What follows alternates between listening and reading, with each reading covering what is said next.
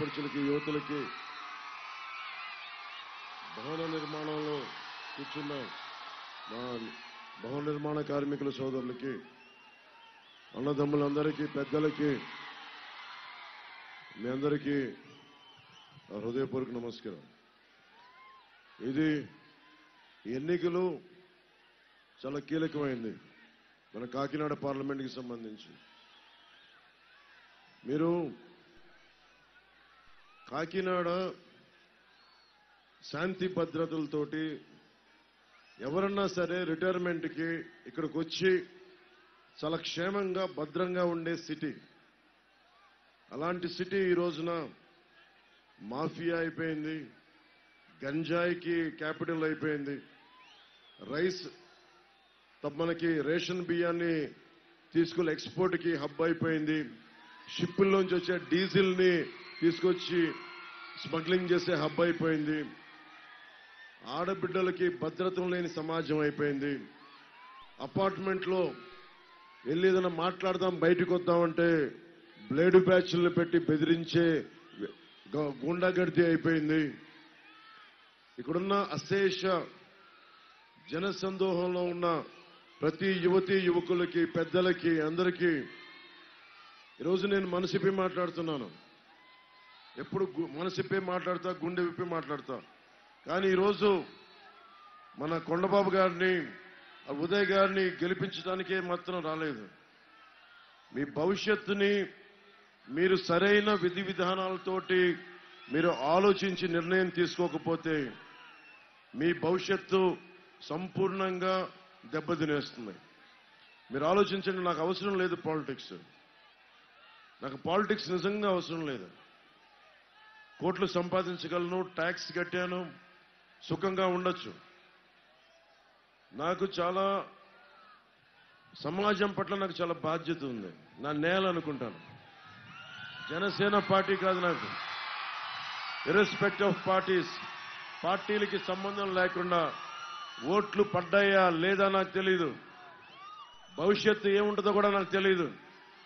14లో ఏమి మనకి అందరికీ సహాయపడి ప్రభుత్వం స్థాపించే దిశగా కృషి చేశాను. 2019లో 2 చోట్ల ఓడిపోయాను. అయినా కానీ నిలబడే ఉన్నా. దెబ్బతిన్నా, పరాజయం పొందుతూనే ఉన్నా, కానీ నిలబడే ఉన్నా. నిలబడటానికి కారణం ఒకటి, నాకు నా దేశం, నా నేల రౌడీల చేతిలోకి వెళ్ళడం నాకు ఇష్టం లేదు. నాకు మీరందరూ చదువుకున్న వాళ్ళు కదమ్మా, మీరందరూ దండం పెడుతున్నాం. ఇందాక చొక్కా ఇప్పిన యువకుడిని చూశాం. మీ అందరికీ ఏముండదు కోపం. నాకు క్రిమినలైజేషన్ ఆఫ్ పాలిటిక్స్, రాజకీయ నేరాలు చేసేవాళ్ళు, మనందరికీ సలహాలు చెప్పేవాళ్ళు, మనం ఎలా నడుచుకోవాలని చెప్పేవాడు ఒక ఎమ్మెల్యే, ఒక ఎంపీ, ఒక ప్రభుత్వం, ఒక ముఖ్యమంత్రి రోడ్డు మీదకి దేశం దాటి వెళ్ళడానికి పాస్పోర్ట్లో మనకి దేశాన్ని నేను దాటి వెళ్ళాలి, లండన్ వెళ్ళాలి అంటే నా కోర్టుకి వెళ్ళే ముఖ్యమంత్రి. కోర్టుకి వెళ్ళడం, మనకి దేశం దాటడానికి కోర్టు పర్మిషన్ తీసుకునే వ్యక్తి ఈ రోజున మన రాష్ట్రానికి ముఖ్యమంత్రి. తమ్ముడు రైస్ మిల్లర్ల అధ్యక్షుడు, తండ్రి ఇంకోటి civil supplies corporation chairman, MLA ఉన్న చంద్రశేఖర్ రెడ్డి గారేమో కూర్చోబెట్టి గుండాగర్దీ, బెదిరింపులు, మాఫియా, గంజాయి, పేకాట క్లబ్బులు, బ్లేడు బ్యాచ్లు, బెదిరింపులు, గంజాయి, మడడువుల్ని, మన కాకినాడకి రక్షణగా ఉన్న మడడువుల్ని అడ్డగోలుగా ధ్వంసం చేసిన వ్యక్తి. 7 నియోజకవర్గాలే కాదు, మనకి గోదావరి జిల్లాలో, ఉమ్మడి గోదావరి జిల్లాలో ఎక్కడికి వెళ్ళినా ఇతని పాదముద్ర ఉంటుంది. మంచి పాదముద్ర కాదు, చెడు పాదముద్ర, గంజాయి పాదముద్ర, మైనింగ్ మాఫియా. ఏం చేస్తాం చెప్పండి? అడ్డగోలుగా డబ్బులు సంపాదించి ఏం చేస్తా ఉన్నారు? మనల్ని భయపెడతా ఉన్నారు. మీరు బయటికి వస్తే దాడులు చేస్తామంటున్నారు. నేను అన్ని తెగించి వచ్చాను రాజకీయాలకి. అన్ని తెగించి వచ్చాను. భయం లేదు నాకు. ఈరోజు నాకు నిజంగా చెప్పాలంటే ఈరోజు ఆఖరి రోజు ఎన్నికలని కూడా కాదు నేను వచ్చింది.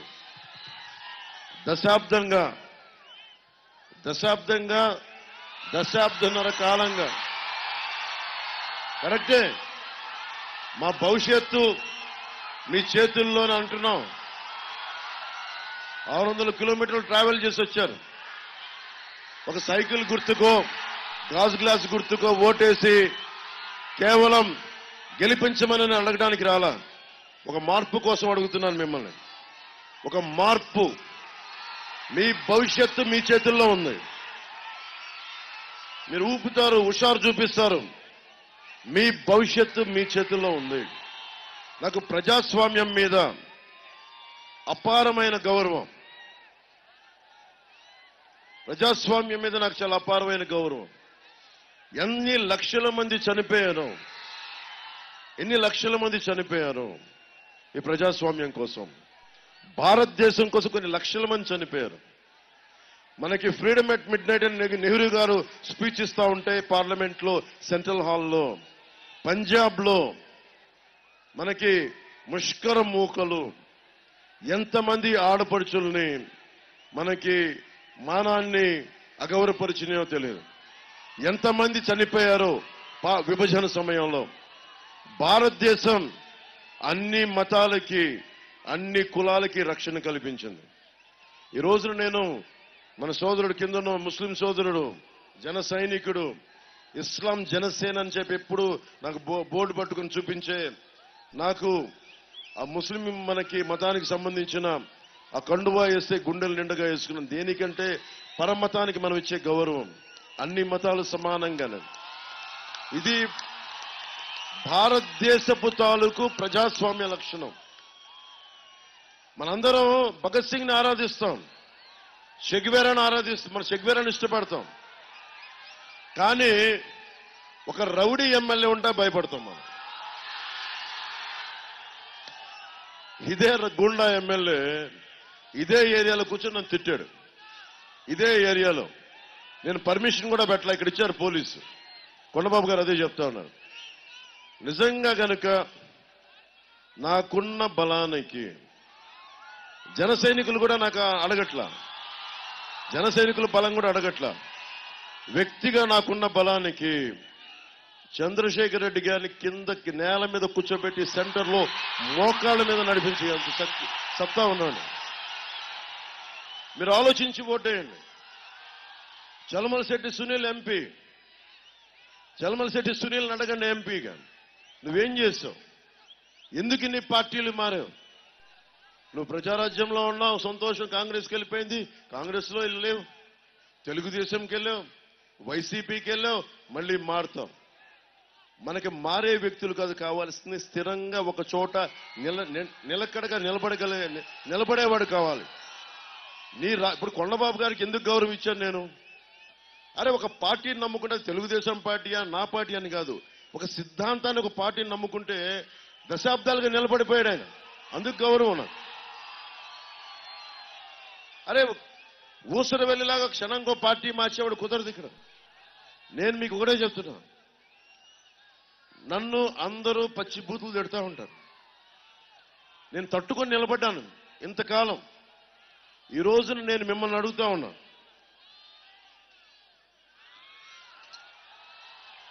ఈరోజు నేను మిమ్మల్ని అడుగుతా ఉన్నా, మీరు గనుక మేల్కొనకపోతే, మీరు గనుక గాంధీ గారికి దండాలు పెట్టి భగత్ సింగ్ గారికి దండలేసి ఓటు మట్టుకు వైసీపీకి వేస్తే చేజేతులా మీరు గూండా ప్రభుత్వాన్ని తెచ్చుకుంటా ఉన్నారు. నేను 2019లో గొంతు అవిసిపోయేలా అరిచాను. నేను వైఎస్ జగన్ వైసీపీకి ఓటేస్తే భవిష్యత్తుని చంపేస్తాడని, ఆస్తుల్ని మనకి ప్రకృతిని విధ్వంసం చేస్తాడు, యువతకి నిలబడ్డు అన్ని చెప్పా. నా మాట ఎవరు వినలా. నేనేదో ఒక పిచ్చి ఐడియాలజీతో మాట్లాడుతాను అనుకున్నారు. నాకు చిరాకు. నాకేమో చదువు, మహాత్మా గాంధీ గురించి చెప్పి, నేతాజీ గురించి చెప్పి, భగత్ సింగ్ గురించి చెప్పి నన్ను వెళ్ళి ఒక గూండా ముఖ్యమంత్రి కింద నేను ఉండమంటే నేను ఉండలేను. నేను చాలా మంది లొంగిపోతారు, సగటు మనిషి లొంగిపోతాడు. నేను పెద్ద జీవితాల నుంచి రాలా. మా నాన్న ప్రభుత్వ ఉద్యోగి మా నాన్న. మా పెదనాన్న ఇదే కాకినాడలో ఒక పోస్టల్ ఆఫీస్లో పోస్ట్ మాస్టర్గా పనిచేశాడు మా పెదనాన్న సత్యనారాయణ గారు. అలాంటి కుటుంబాల నుంచి వచ్చాను. కానీ నాకు గుండెల నిండా సమాజాన్ని కాపాడుకోవాలి, ధర్మానికి నిలబడాలి అన్న ఒక పిచ్చి ఆకాంక్ష.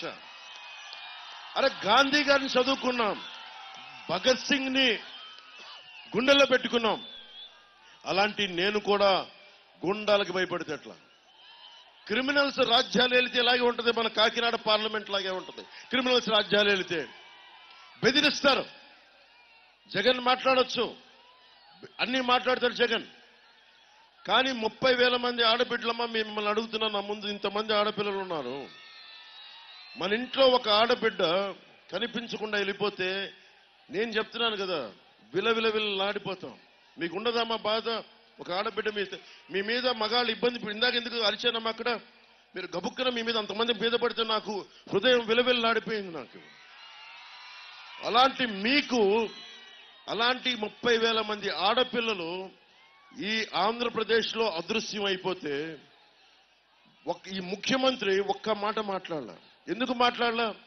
నీకున్న చెంచాలంతా చంద్రశేఖర్ రెడ్డి లాంటి వ్యక్తులైతే నీకే ఉండదు ఆడబిడ్డల మీద భద్రత.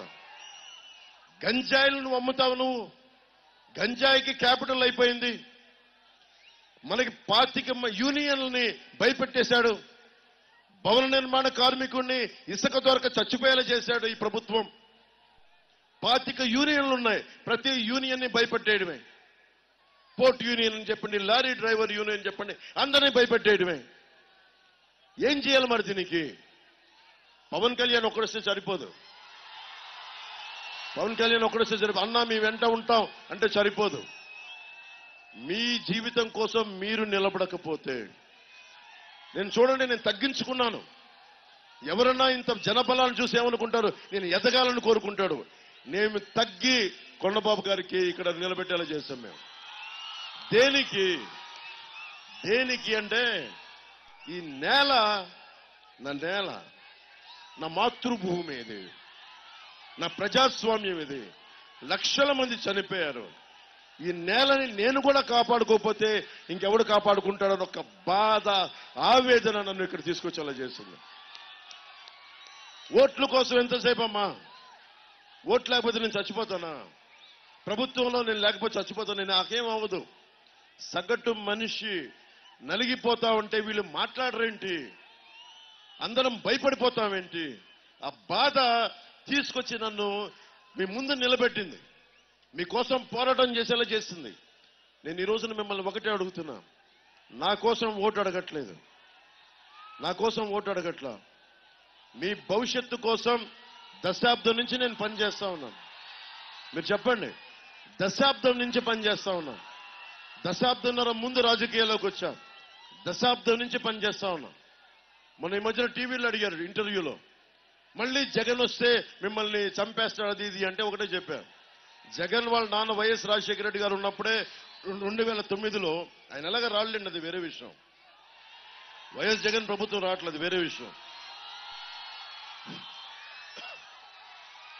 వైఎస్ జగన్ రెడ్డి గారు, మన వైఎస్ రాజశేఖర రెడ్డి గారు ఉన్నప్పుడే నేను ఆయనతో గొడవ పడి ఒక దళితుల కాలనీని కాంగ్రెస్ పార్టీ ఆక్రమిస్తుంటే పోరాడిన వాడిని, భీమరావు వాడా అని చెప్పి.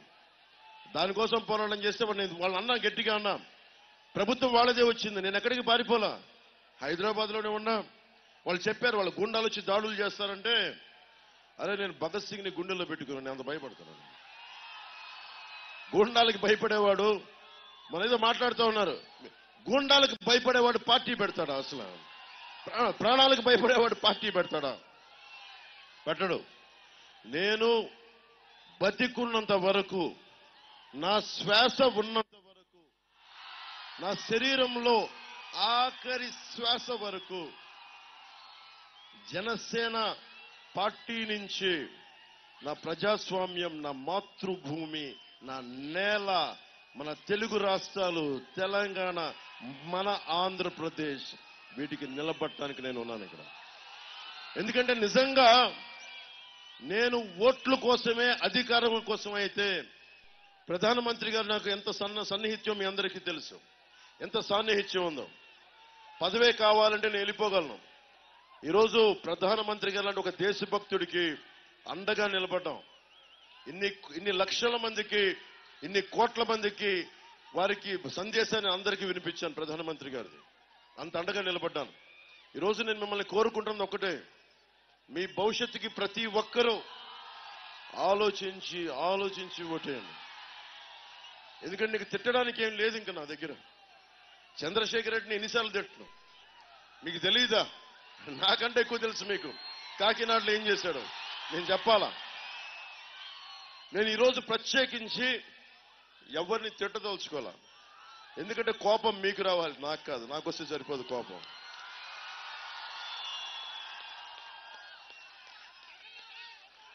కోపం నాకు వస్తే సరిపోదు, మీకు రావాలి. మీకు అన్యాయం జరుగుతుందా లేదా మీరు ఆలోచించుకోవాలి. ల్యాండ్ టైటిలింగ్ యాక్ట్ ఉంది, మీరు ఆలోచించండి. మన పాస్ పుస్తకాల మీదేమో జగన్ ఫోటో కావాలి. ఎలాంటి వ్యక్తి ఇతను దేశం వదిలి వెళ్ళడానికి కోర్టు పర్మిషన్ తీసుకునే ఒక నేరస్తుడు మన ఆస్తి పత్రాల మీద అతని ఫోటోలు కావాలి. మన సరిహద్దు రాళ్ల మీద ఒక దేశాన్ని వదిలి వెళ్ళడానికి పర్మిషన్ తీసుకుంటాడు ఈ వ్యక్తి. 39 కేసులు, 40 పైగా కేసులు ఉన్న వ్యక్తి, అతను ముఖ్యమంత్రి. అలాంటి ముఖ్యమంత్రి వచ్చాడు అంటే తప్పెవరిది? తప్పెవరు చెప్పండి? మనది.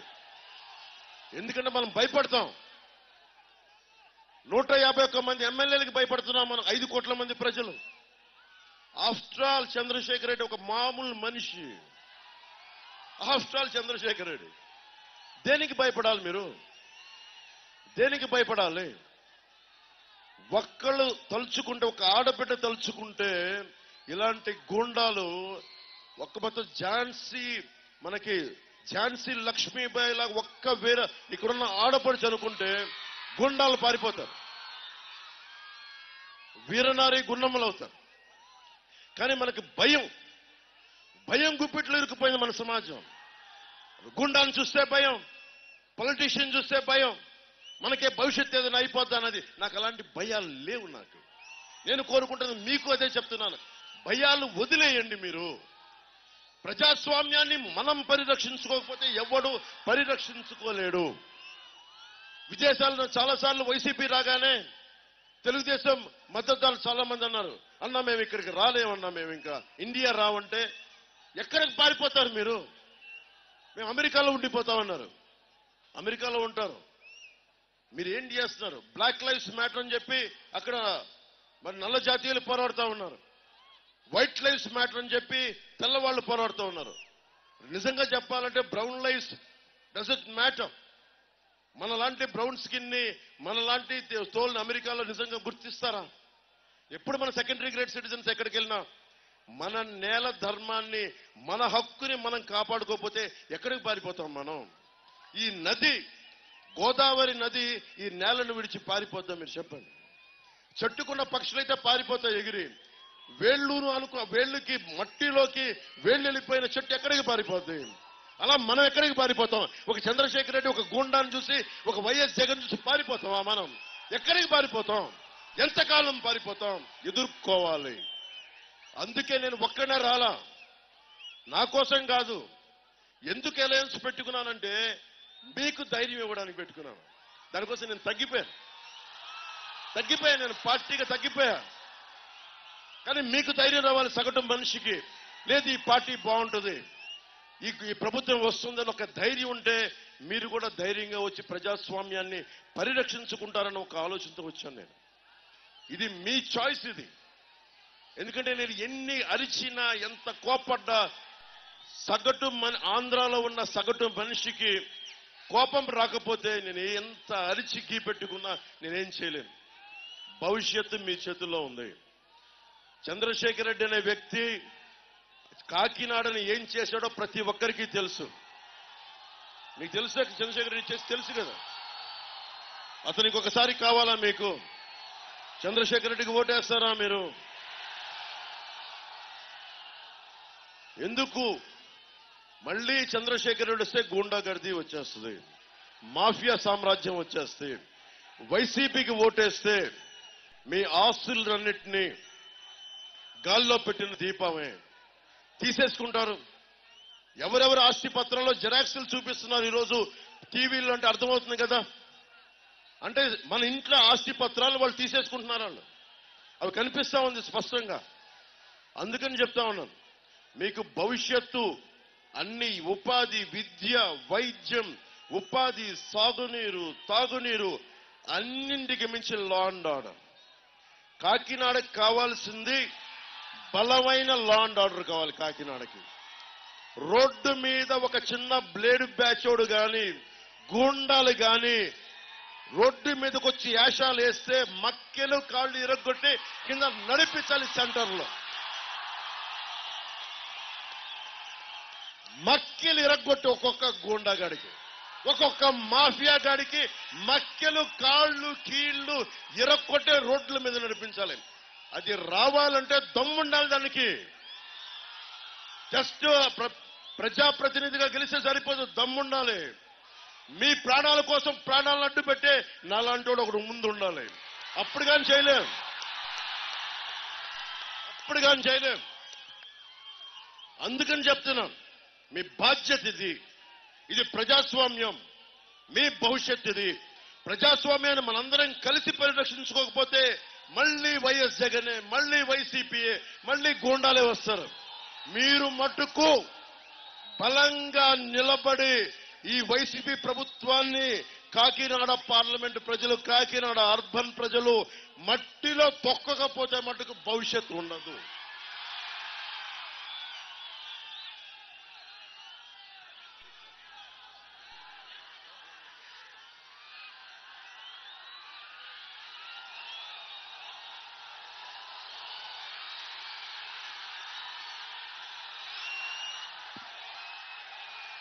నాకు నిజంగా ఇది మార్పు సమయం. మీకు ఒక్కొక్కరికి ఒక 20 ఏళ్ళు 22 ఏళ్ళు ఉన్నారు చాలా మంది బిడ్డలు ఇక్కడ. 5 సంవత్సరాలు కాలం ఇలా తిరిగిపోద్ది. 2029 రావడానికి ఇట్లా అయిపోద్ది. 2019 వచ్చింది, కాలం గిరుని తిరిగింది, 2024 వచ్చేసింది. నువ్వు నాకు ఇలా చెప్పడం కాదు తల్లి, నాకు నువ్వు పోరాడాలి, నువ్వు ధైర్యంగా వెళ్ళాలి. నువ్వు ధైర్యంగా పోరాడపోతే నువ్వెన్ని చేసినా సరిపోదు. ఇక్కడ చాలా మంది యువకులు చొక్కా పెట్టుకొని చొక్కా తీసుకు చూపిస్తా ఉంటారు. చొక్కా నాకు కాదు, ఓటేసి చంద్రశేఖర్ రెడ్డికి చూపించండి. ఇట్లా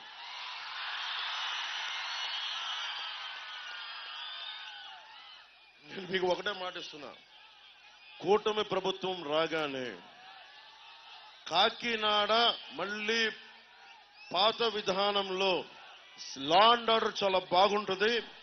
మాఫియా రాజ్యాన్ని అరికాలతో ఉక్కు పాదంతో తొక్కేస్తాం మాట మీకు ఇస్తున్నాను. విద్య, వైద్యం, ఉపాధి, సాగునీరు, తాగునీరు, లా అండ్ ఆర్డర్ ఇవన్నీ సవ్యంగా ఉన్నాయనుకోండి, మీ భవిష్యత్తుకి ఎవరేం అక్కడ మీరే చేసుకుంటారు.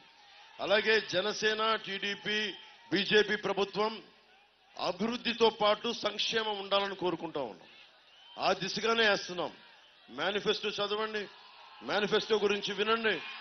మెగా డిఎస్సి కానీ, 20 లక్షల ఉపాధి ఉద్యోగాలు కానీ, 25 లక్షల హెల్త్ ఇన్సూరెన్స్ కానీ, 3 సిలిండర్లు కానీ కుటుంబానికి, మన ఆడపడుచులకి, అలాగే ఉచిత బస్సు ప్రయాణం కానీ ఇవన్నీ ఉన్నాయి. దివ్యాంగులకి 6,000 కానీ, పూర్తిగా చచ్చుబడిపోయిన వారికి 15,000 ఇవన్నీ ఉన్నాయి. వీటన్నిటికీ మించి మనకు కావాల్సింది భద్రత, స్వేచ్ఛ. ప్రజాస్వామ్యం మనకిచ్చింది భద్రత, స్వేచ్ఛ. ఆ స్వేచ్ఛని మీరు పోగొట్టుకోకండి.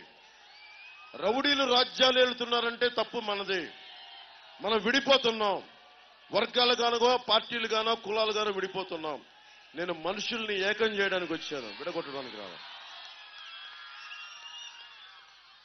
సో మీ అందరికీ ఈ సమయాన ఒకటే కోరుకుంటున్నా, భవిష్యత్తు మొత్తం ఆంధ్రప్రదేశ్ ప్రజానీకానికి కాకినాడ నుంచి అందరినీ ఉద్దేశించి మాట్లాడుతున్నాను.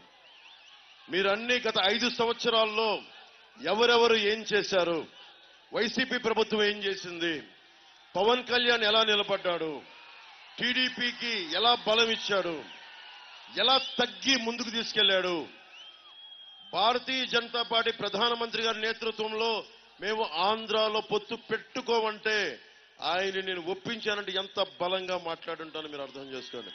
దేనికి మాట్లాడాను? పవన్ కళ్యాణ్ ఎంపీ ఎమ్మెల్యే కాకపోతే ఏమవ్వదు. పవన్ కళ్యాణ్ చేసి కూడా సినిమాలు ఉన్నాయి.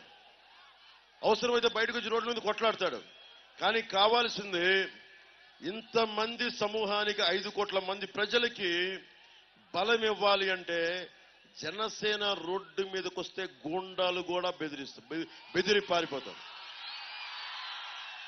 అడవి దున్నలు ఎలా పారిపోతాయో సింహాన్ని చూసి జనసేన బయటికి వస్తే మొత్తం వచ్చి అందరూ పారిపోతారు. రౌడీ గూండాలు అందరూ పారిపోతారు. అలాంటి గూండాలు ప్రభుత్వం ఇది వైసీపీ అరాచక ప్రభుత్వం. నేను మీకు భరోసా ఇస్తున్నా, ఒక ఎన్నికలకు కాదు, ఒక తరం కోసం. అక్కడ రెడ్ టీ షర్ట్ వేసుకుని చిన్న బ్లూ ప్యాంట్ వేసుకుని చూస్తున్న ఆ బిడ్డ భవిష్యత్తు కోసం, మీ భవిష్యత్తు కోసం, మీ అందరి కోసం వచ్చాము. ఇది నా కోసం కాదు, మీకోసం నిలబడతాం, మీకోసం కొట్లాడతాం. రేపు ఫుల్ డే, పూర్తి రోజు 24 గంటలు మీరు ఆలోచించుకోండి. ఈ రోజు నుంచి రేపు సాయంత్రం పడుకోబోయే వరకు ప్రతి వర్గం, మత్స్యకారులు కానీ, మత్స్యకారులను ఏమన్నాడు, మీ జాతి ₹1 ఇస్తే 10 కోట్లంతా ప్రచారం చేసుకుంటారని చెప్పి మత్స్యకార జాతిని తిట్టిన దురహంకారి చంద్రశేఖర్ రెడ్డి గారు. నన్ను ఎలా తిట్టాడో మీకు చెప్పక్కర్లా, చంద్రబాబు గారిని ఎలా తిట్టాడో చెప్పక్కర్లా. చంద్రశేఖర్ రెడ్డి గుర్తుపెట్టుకో, నీ సంగతి నేనే చూస్తాను, ప్రత్యేకించి చూస్తాను. చంద్రశేఖర్ రెడ్డి సంగతి నేనే చూస్తాను. ఎవరు పట్టించుకున్నా లేదో తెలియదు కానీ నువ్వు నన్ను అన్నందుకు కాదు చంద్రశేఖర్ రెడ్డి, గుర్తుపెట్టుకో. నువ్వు ప్రజల్ని ఇబ్బంది పెట్టేశావు, ప్రకృతి వనరులను దోచేశావు, పేకాట క్లబ్బులు నడిపావు, మాఫియా అయిపోయింది, గ్రావెల్ని దోచేశావు, పచ్చని మడ అడవులు నరికేశావు.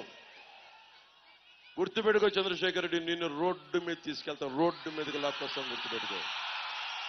నువ్వు నీ రౌడీజం చెప్పు, మీ బాస్ జగన్ చెప్పు, పవన్ కళ్యాణ్ చెప్పాడని చెప్పు, తాట తీసి కింద కూర్చోబెడతాం. ఇప్పుడు వెళ్ళి అతను పిఠాపురంలో చేస్తున్నాడు నా మీద, వెళ్ళి ఉప్పాడులో ఏం చేస్తాడు? 5 సంవత్సరాలు చేయని అభివృద్ధి ఏం చేస్తావా? నువ్వు 5 సంవత్సరాలు చేయని అభివృద్ధి ఏం చేస్తావు కొత్తగా? 5 సంవత్సరాల విలువైన కాలాన్ని ఇస్తే ఏం చేయలేం? ఫీజు రీయింబర్స్మెంట్ చేశారమ్మా మీకు? Fee reimbursement చేయలేనాడు. 2300 కోట్లు రంగులు వేయడానికి, రంగులు తీయడానికి తీసుకున్నాడు ఈ వ్యక్తులు. మనకేం చేస్తారమ్మా వీళ్ళు? మత్స్యకారులకి ఏం చేస్తారు? దళిత సామాజిక వర్గానికి ఏం చేస్తారు? బీసీలకి ఏం చేస్తారు? చూశారు కదా, కుల జాతి మనకి ఆధిపత్య అహంకారంతో ఎలా తిట్టారో మీకు తెలుసు. మనకి మత్స్యకారుల సమాజ వర్గాన్ని. నువ్వు చొక్కా తీకు, నాకు చొక్కా ఇచ్చేసి సరిపోదు. ఈ పోస్చరింగ్ కాదు నాకు కావాల్సింది.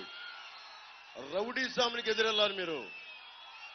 సలసల సలసల రక్తం కాగాలి గుండాలను చూస్తే.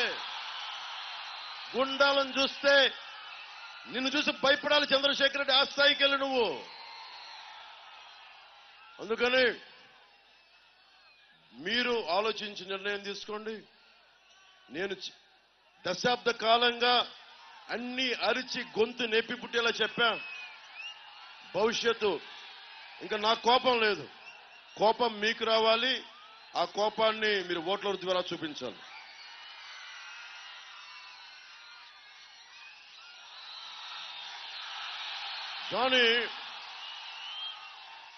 ఇప్పుడు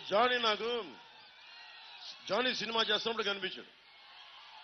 ఈ అబ్బాయి ఎవరో కూడా తెలియదు. ఏం చేస్తామంటే నాకు నీతో పాటు పని చేయాలని అన్నాడు. ఎక్కడి నుంచి వచ్చాడు? నెల్లూరు నుంచి. తను నాకు ముస్లిం అని కూడా తెలియదు. నేను ప్రామిస్ చెప్పండి, నాకు అలాంటి భావాలు లేవన్నాను. అంటే ఎవరిలో ఏ స్కిల్ ఉందో మనకి ఎలా తెలుస్తుంటే అడిగేవాడు ఒకడు కావాలి. నా దగ్గరికి వచ్చి అడిగితే డాన్సర్ అయ్యాడు, డాన్స్ మాస్టర్ అయ్యాడు, కోరియోగ్రాఫర్ అయ్యాడు. ఈ రోజున మన భారతదేశంలోనే అత్యంత ప్రముఖమైన కోరియోగ్రాఫర్. ఇది మతంతో సంబంధం ఏముంది, కులంతో సంబంధం ఏముంది?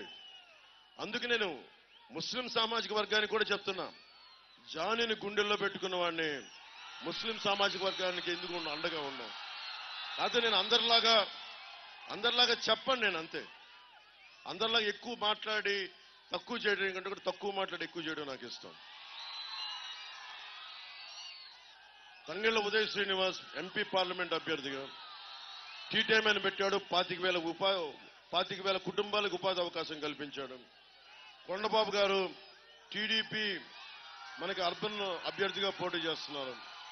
పార్టీని నమ్ముకొని నిలబడ్డారు. మన చలమల శెట్టి సునీల్లా కాదు, ప్రతిసారి మార్చుకోవడానికి.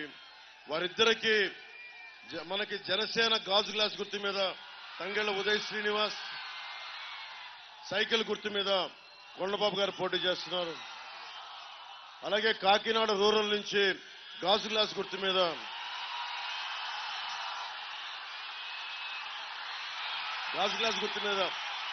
పంతం నానాజీ గారు పోటీ చేస్తున్నారు. వారందరినీ భారీ మెజారిటీతో గెలిపించండి. ధర్మందే విజయం, పొత్తుదే గెలుపు, కూటమిదే పీఠం.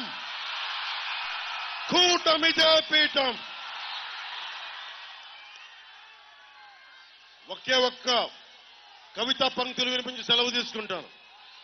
జగన్ చూసి భయపడ్డారు, వైసీపీ చంద్రశేఖర్ రెడ్డిని చూసి భయపడ్డారు, మాఫియా సామ్రాజ్యాన్ని చూసి భయపడ్డారు. మీకు గుండెలు ధైర్యాన్నిచ్చి ఒక కవిత చెప్తాను. రాహువు పట్టిన పట్టొక సెకండ్ అఖండమైన లోక బాంధవుడు అసలే లేకుండా పోతారా?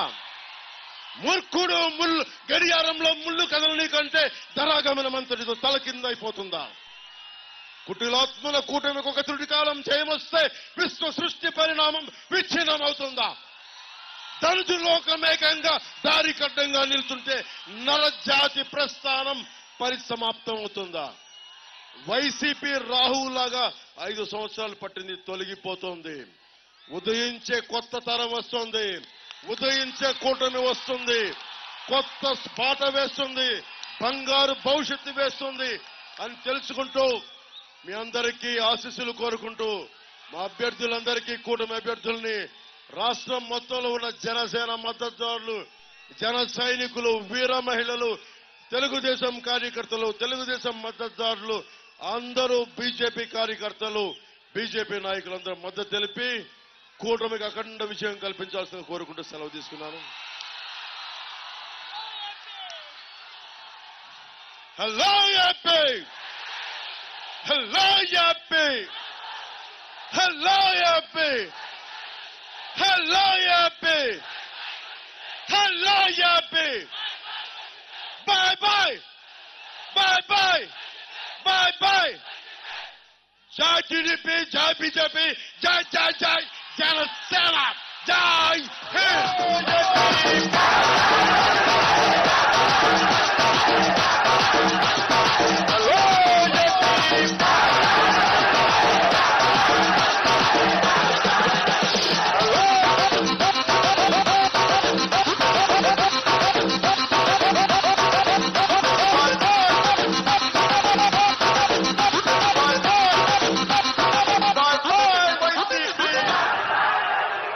Jai Hind.